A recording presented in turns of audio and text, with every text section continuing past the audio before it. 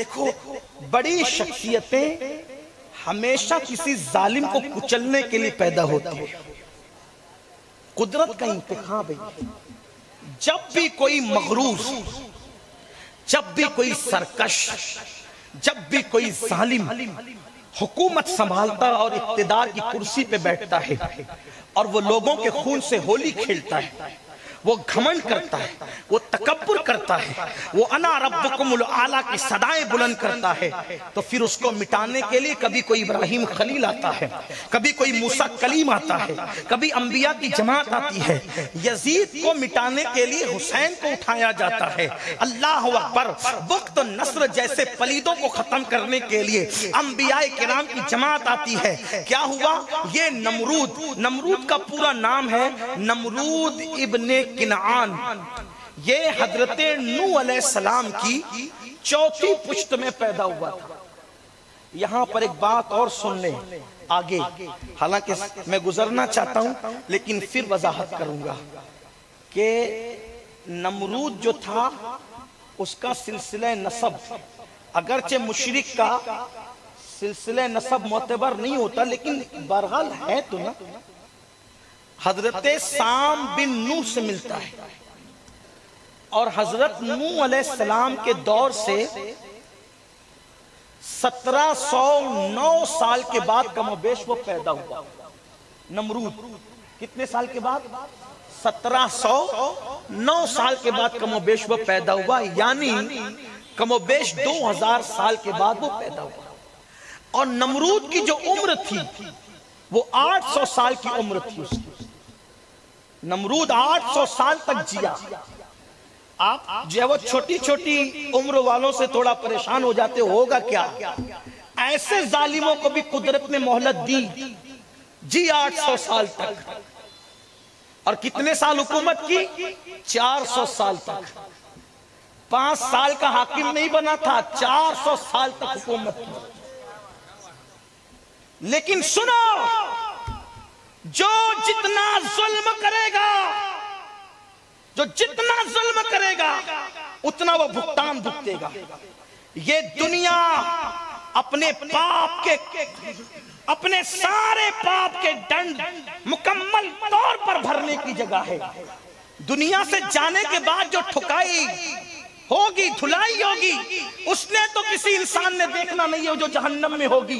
لیکن قدرت یہاں ظالموں کا انجام کیا کرتی ہے وہ قرآن بتا رہا ہے. میرے جوانوں سے کہتا ہوں، دنیا کے کسی ماحول سے ہمیں متاثر ہونے کی ضرورت نہیں، ہمیں دنیا کے کسی حکمران سے بددل ہونے کی ضرورت نہیں، افسردہ ہونے کی ضرورت نہیں.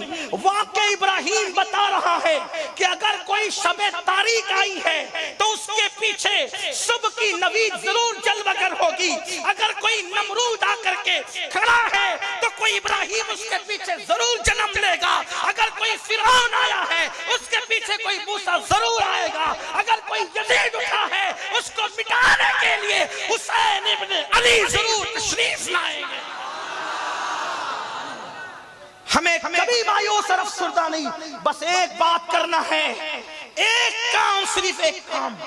یہ ٹاسک آپ کو دیا جاتا ہے سورت کے مسلمانوں، اپنا ایمان براہیم کی سنت کے مطابق کر لو. اور وہ کیا ہے ابھی آگے سن لینا. بس 800 سال تک جیا.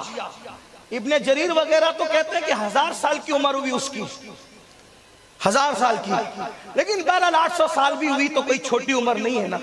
یہاں تو 80 میں لٹکتے ہیں لوگ.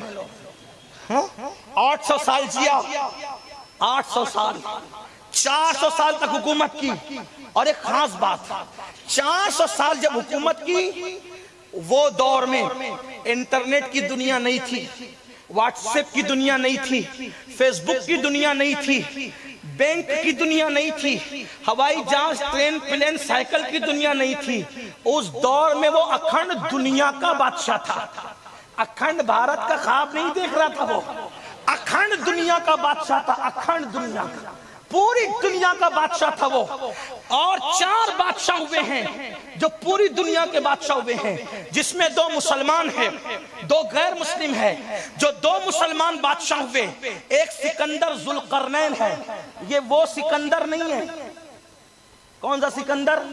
ایک سکندر تو وہ ہے جو قبل مسیح میں پیدا ہوا اور 32 سال 8 مہینے کی عمر میں مر گیا، جو پوری دنیا فتح کرنے کی، وہ سکندر نہیں ہے، دونوں میں فرق ہے۔ لوگ دونوں کو ملا دیتے، نہیں، یہ وہ سکندر ذوالقرنین ہے کہ ابھی عیسیٰ علیہ السلام پیدا بھی نہیں ہوئے تھے، اس سے پہلے کا وہ ہے۔ اور یہ سکندر ذوالقرنین جو ہے وہ حضرت خضر علیہ السلام کے معاصرین میں سے ہے، یہ دونوں کا وقت ایک ہے۔ بہرحال اس کی کوئی تفصیل بھی مجھے جاننے کی ابھی وقت ضرورت نہیں ہے، یہ انبیاء کرام کی اور ان کے چاہنے والوں کی ماننے والوں کی داستان ہے، لیکن اتنا بتاتا ہوں کہ یہ سکندر ذوالقرنین جو ہے وہ حضرت سلیمان علیہ السلام کا شاگرد ہے۔ یہ جس سکندر ذوالقرنین کی بات ہو رہی ہے، تاریخی روایات ہیں اور وقت آگے پیچھے، صدی آگے پیچھے ہو سکتی ہے، تو بہرحال اس کی ملاقات بھی حضرت سلیمان علیہ السلام سے بعض مورخین نے ثابت کی ہے۔ تو یہ جو سکندر ذوالقرنین ہے وہ پوری دنیا کے بادشاہوں میں وہ مومن تھے۔ نمبر 2، حضرت سلیمان علیہ السلام خود بھی پوری دنیا کے، اکھنڈ دنیا کے بادشاہ ہوئے، 2 مسلم بادشاہ ہوئے، 2 غیر مسلم بادشاہ ہوئے۔ نمبر 1 تھا نمرود پوری دنیا کا بادشاہ ہوا، اور نمبر 2 جو پوری دنیا کا بادشاہ ہوا اس کو کہتے ہیں بخت نصر، یہ بھی پوری دنیا کا بادشاہ ہوا، ٹھیک۔ اور اب 5واں بادشاہ جو پوری دنیا کا ہوگا، جو آخری میں آئیں گے، وہ ہے حضرت سیدنا امام مہدی رضی اللہ تبارک و تعالی۔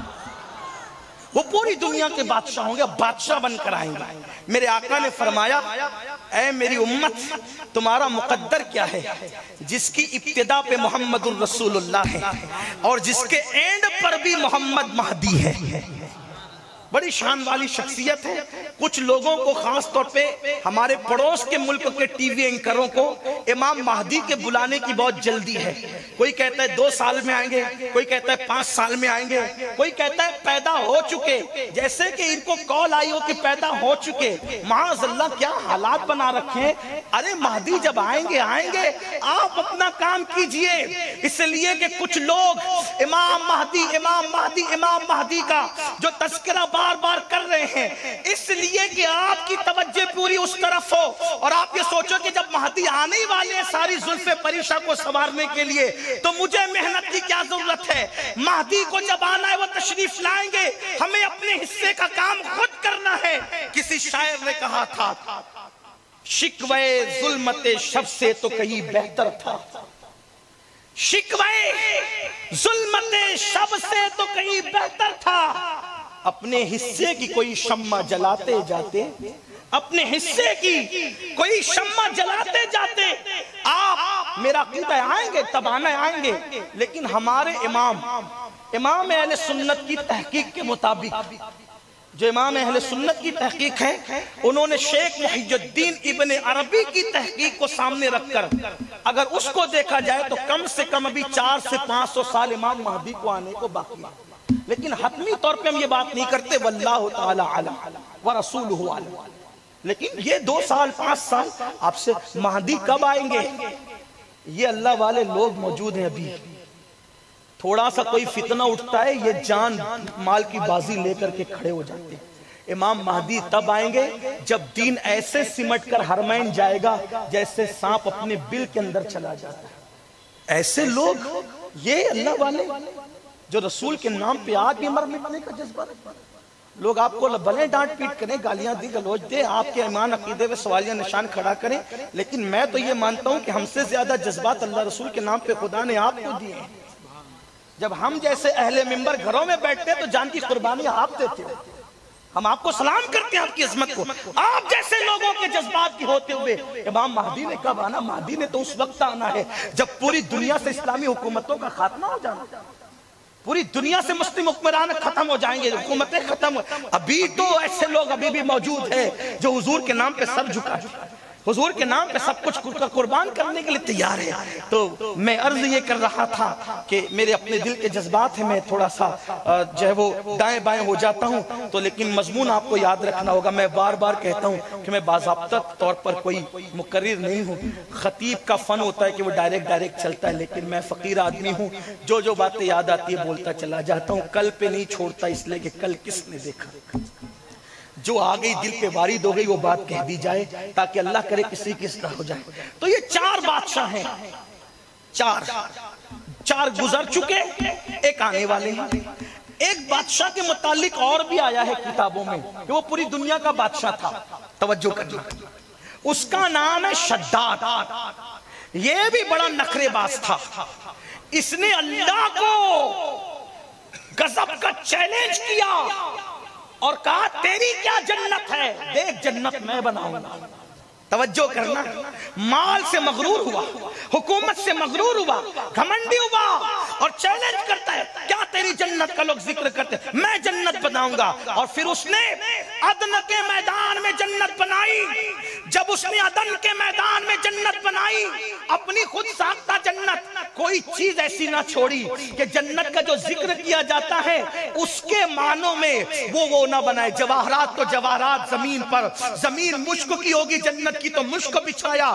سونے کی اینٹیں، ٹائم ہوگا تو بتا دیں، سونے کی اینٹیں، چاندی کی اینٹیں، حوروں کی بجائے لڑکیاں. ظاہر سی بات ہے حوریں تو لا سکتا نہیں تھا.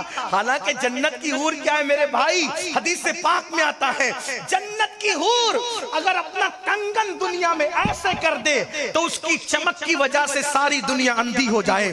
جس کے کنگن کی چمک کا یہ عالم ہے کہ جو سب کو اندھا کر دے. جب حوروں کے کنگن کا یہ عالم ہے تو ان کی کلائیوں کا عالم کیا ہوگا. ان کی کلائیاں بیان نہیں ہو سکتی تو ان کے مکھڑوں کا، چہروں کا عالم کیا ہوگا. اور جب ان کے چہرے بیان نہیں ہو سکتے تو جس کے تلووں کے دھون کے صدقے میں ان کے چہروں کو چمک نصیب ہوئی، اس محمد الرسول اللہ کے حسن و جمال کا عالم کیا ہوگا.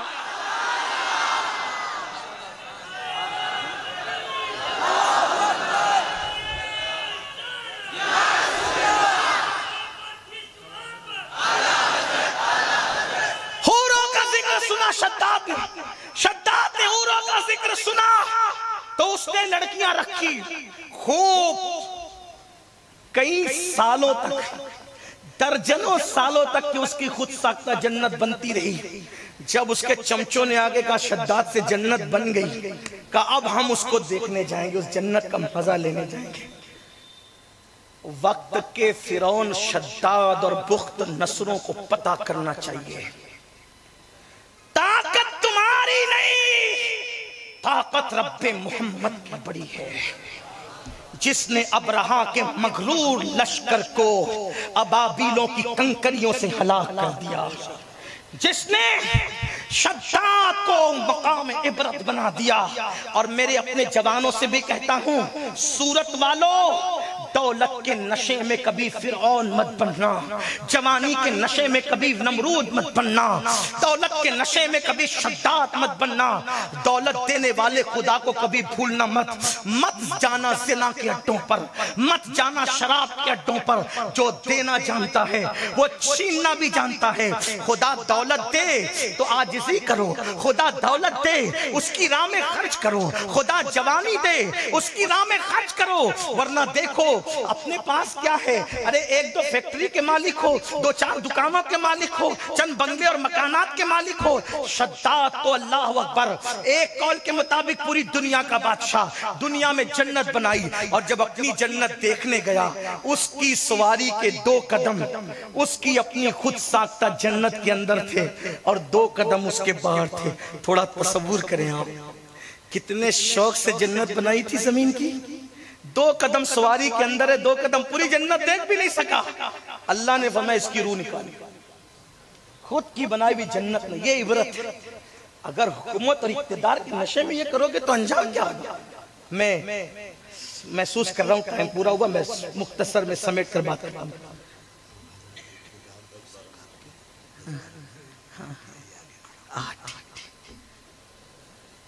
5 منٹ درود شریف پڑھ لیں بس، ٹھیک؟ کوئی ہم لوگ جو ہے قانون شکن لوگ نہیں ہیں، اگر قانون کی طرف سے اتنا ہی ہے تو پھر کبھی کہیں گے، لیکن بات ختم کر. جب نمرود کوئی بات آپ لوگ محبت سے بڑھاتے ہو، کوئی بات نہیں، لیکن میں اپنی بات پوری کر لیتا ہوں کہ ہمارے حافظ صاحب قبلہ نے بات بتا دی ہے تو میں اسی پر ٹائم بات کر لوں گا پوری انشاءاللہ. مجھے معلوم ہے میری قوم ہم سے اتنا پیار کرتی ہے کہ پوری رات بھی لے کے بیٹھیں گے تو یہ بیٹھیں گے. مجھے اللہ آپ کا سننا محبتیں سلامت رکھے. اللہ کی طرف سے ہماری کوئی اوقات نہیں.